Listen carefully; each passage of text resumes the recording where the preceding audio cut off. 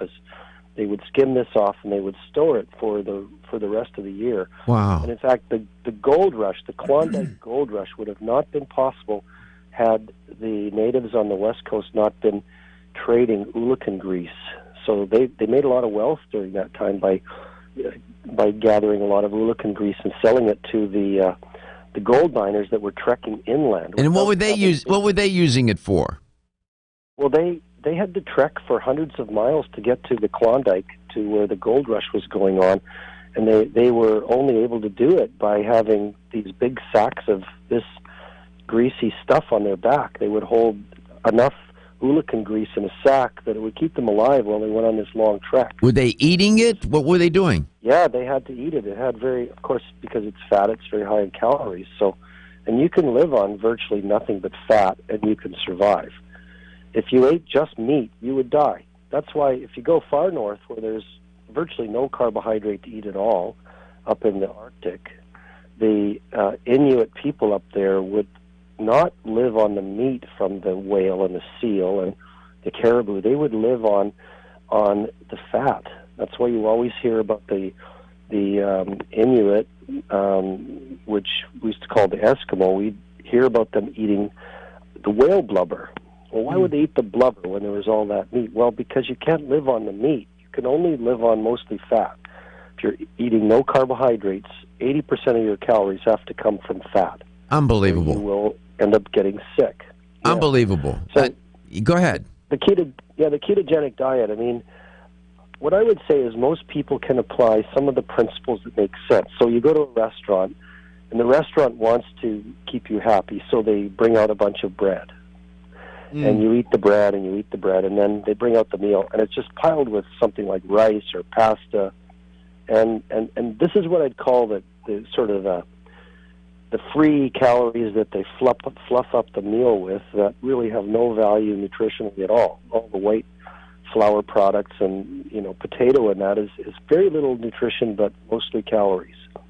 So if you think, okay, well, I'm going to be a little bit ketogenic when I go out for my dinner, and just skip the unnecessary calories from the bread and really cut back on foods like the white flour pasta and the potato, you're going to cut out maybe half or 2/3 of calories sometimes in a meal. You could also skip the carbs altogether sometimes and just eat, like say you go out for lunch at the mall when you're at the food court, and go have a stir fry. Instead of having like this huge pile of rice with a little bit of vegetable on top, just say, I'd like to have the stir fry with extra veggies and no rice. Now look at you with a strange look, but you can do it. And then it's actually quite a pleasant meal, and you don't feel kind of heavy that afternoon. You'll feel even though it's going to be high in fat. Yeah, I mean, it's sort of choosing low carb when you're mostly sitting for the rest of the afternoon, say. Right. Because carbs are there for energy. They're not really that useful for nutrition.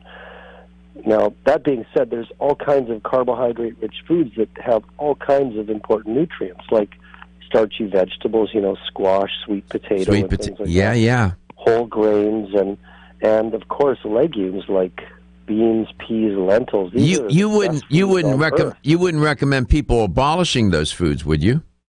Not at all. No, I think it's lunacy to say that human beings shouldn't eat grain.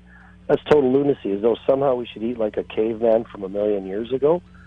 That's ridiculous. I mean, human beings have been living beside grain for thousands and thousands of years. To say that it should not be part of our diet is just absolute rubbish. Or that some specific thing like lectins in food is somehow some evil poison. It's just I know. Total BS. I know. Just baloney. It's based on lectins in animal feed. If you feed, for instance, cows or pigs, foods that are sort of like nothing but like soy over and over and over and over again, eventually they'll have gastrointestinal problems. Just like humans. We'll be back.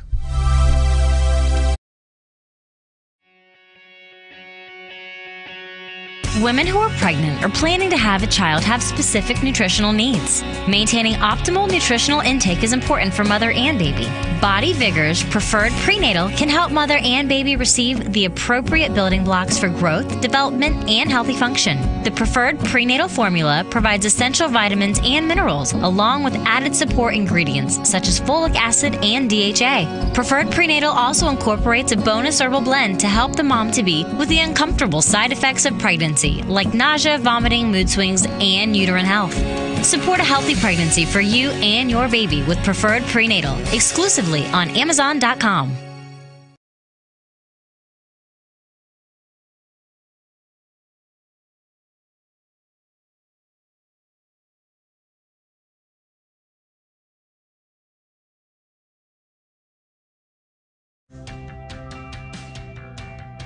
This is Dr. Michael Garko. Thank you for watching Let's Talk Nutrition. The show will return shortly.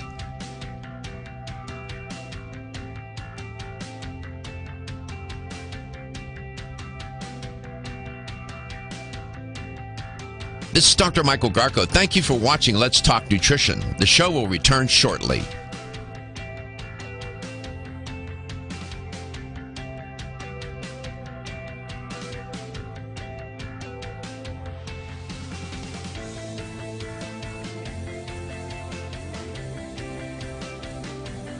This is Dr. Michael Garko. Thank you for watching Let's Talk Nutrition. Following commercial messages, the show will return shortly. LTN streams live Monday through Friday, 9 to 11 a.m. Eastern on YouTube, Facebook, and the LTN website. The show also airs on radio coast to coast, including Hawaii, Monday through Friday, 9 to 11 a.m. Eastern. Please check your local listings. We'll be right back.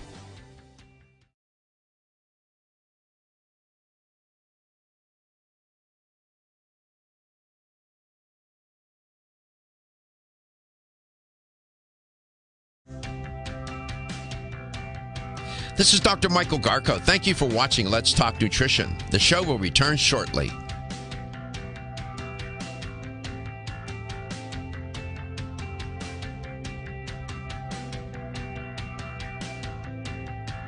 This is Dr. Michael Garko. Thank you for watching Let's Talk Nutrition. The show will return shortly.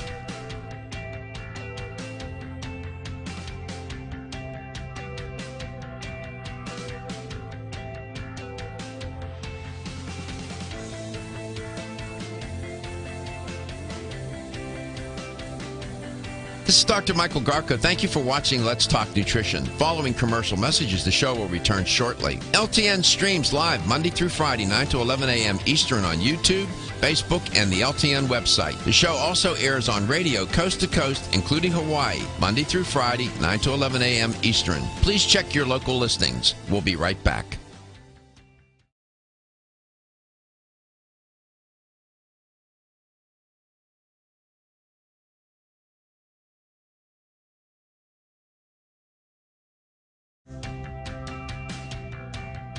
This is Dr. Michael Garko. Thank you for watching Let's Talk Nutrition. The show will return shortly.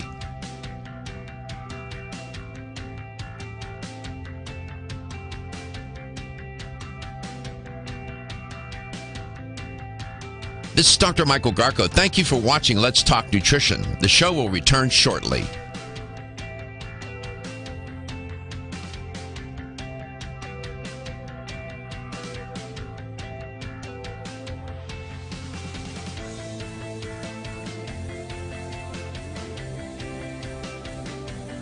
This is Dr. Michael Garko. Thank you for watching Let's Talk Nutrition. Following commercial messages, the show will return shortly. LTN streams live Monday through Friday, 9 to 11 a.m. Eastern on YouTube, Facebook, and the LTN website. The show also airs on radio coast to coast, including Hawaii, Monday through Friday, 9 to 11 a.m. Eastern. Please check your local listings. We'll be right back.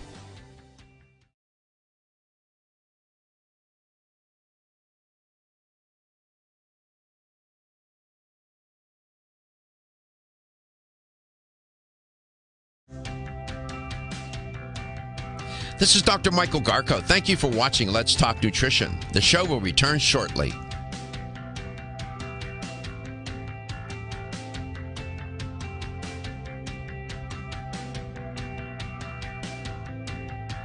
This is Dr. Michael Garko. Thank you for watching Let's Talk Nutrition. The show will return shortly.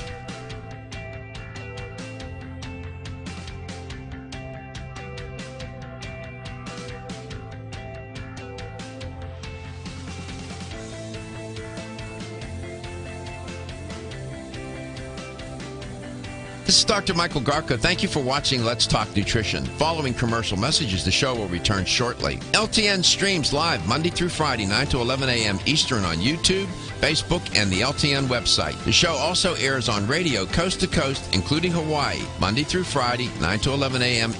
LTN health question of the day. It comes from Dr. Lyon's sort of quote-unquote Scientific American tutorial on fat. Intriguing. Ulacon. It's spelled E-U-L-A-C-H-O-N. Here's the question. Does ulacon refer to eels, seals, or fish? What does ulacon, what is it a reference to? Eels, seals, or fish? Fat is the key here. Here's the number to call. Here's the fat number to call. 877-897-8255. That's 877-897-TALK.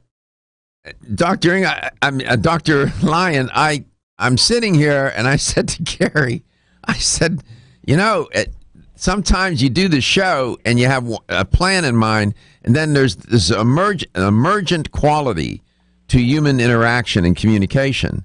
And sometimes what bubbles up in that emergent way, it tends to be very interesting and compelling. And I just couldn't stop you from going there and send you off in a different direction. You pulled me in. I'm sure you pulled a lot of other people in.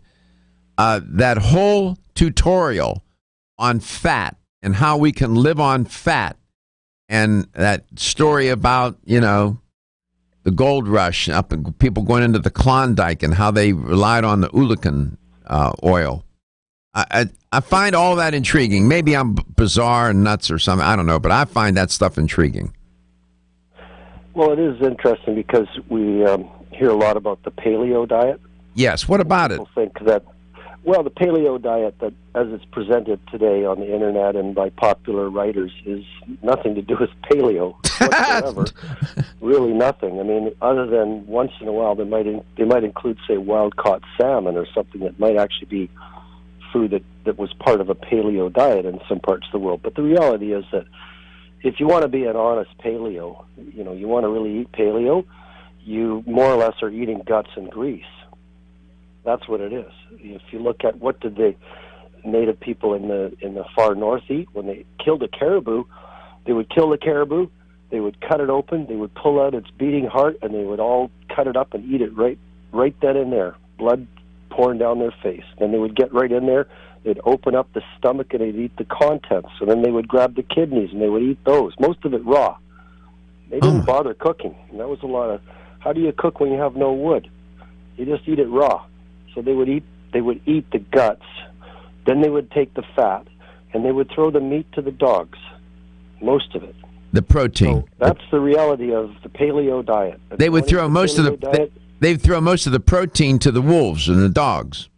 Yeah, you just can't eat that much protein. You can eat the same amount of protein as you already eat now when you're on a true ketogenic diet. Most North Americans are eating all the protein they need. They may be getting it. So what is your but they're eating enough protein. So when we distill all this down, what is your fundamental expert recommendation to this audience about what to eat to manage weight? Well, one way or another, whatever diet you choose, it should be as much as possible food that is whole food made from scratch. If we could get back to where we were actually making dinners at home and not just opening a can or a box, but actually making food from scratch, we'd be a lot better off regardless of which diet that we're eating. There's actually a good study published last fall out of Stanford where they looked at people eating a whole foods-based low-fat diet versus a whole foods-based ketogenic diet, and really two opposite ends of the spectrum, except that they were both based on healthy whole foods. And they found the outcomes were virtually the same. That the whole food part was probably the most important. So I think people need to learn to enjoy cooking again, actually making food from scratch. If they don't have any skills, we now have YouTube, which is, it's like having it's like having the best educational resources in human history at our fingertips. You can learn to actually make food, to cut a vegetable, to cook it so it tastes good, to make foods that are good for you taste delicious is something that anyone can do now. Sure. So was that Stanford study, was it a whole foods ketogenic diet? What was the other option? Or a whole foods low-fat diet. Uh-huh. Yeah. And so I'd say, and the other thing that would be, so whole foods, number one. The second thing would be eat more plants. Thank you. So regardless of what diet you pick, if you decide to go on a low-carb diet, please don't forget to eat lots of vegetables. There are lots of non-starchy vegetables you can eat when you're on a ketogenic diet, and you should. If you want to try to make it as healthy as possible, eat as much vegetable matter as you can. So, and I would also urge and remind the audience what Dr. Lyon has said many times, partial meal replacement using, like, for example, PGX from Natural Factors. And if you go online, you'll find Dr. Lyon there. He talks about these things on YouTube. He's talking about partial meal replacement and using PGX products. Go to pgx.com. Go to naturalfactors.com using the granules. He likes the granules, and so do I. Before every meal, start slow, 2.5 grams. Try to get to 5 grams before every meal, 15 grams a day. Your appetite will be suppressed, and it's nothing but soluble fiber, a special kind of fiber, but it works. The only problem with you is that you're not on here for 2 hours. If you were on here for an hour and a half, 2 hours, we could really do some real good. We appreciate you, Dr. Lyon. I appreciate your passion. You've been doing this a long time, and I can hear in your voice your enthusiasm for and desire to help people and educate them. I respect that. I just want you to know that. Thanks, Dr. Garko. It's really always a pleasure to be on your show. You don't realize how much good you do.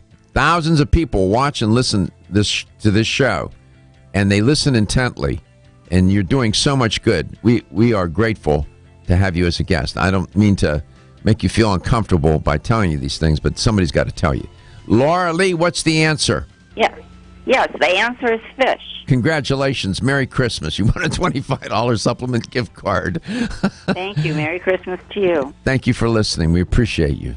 Again, Dr. Lyon, enjoy your holidays. Merry Christmas or whatever it is that you celebrate.